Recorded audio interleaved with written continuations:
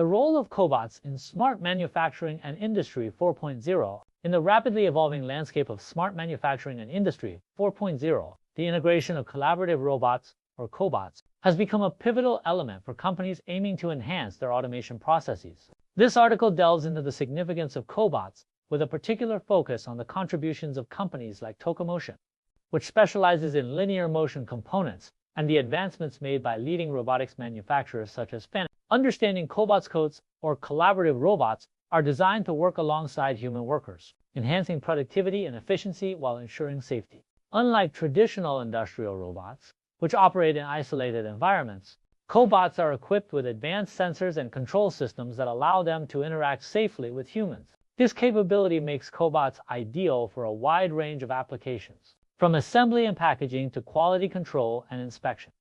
The role of FANUC in cobot development. FANUC, a global leader in robotics and automation, has been at the forefront of cobot development. The company's cobot offerings, such as the CR series, are designed to be highly versatile and user-friendly. FANUC, cobots are equipped with intuitive programming interfaces and advanced safety features, making them suitable for various industries, including automotive, electronics, and healthcare. Toco, specializing in linear motion components.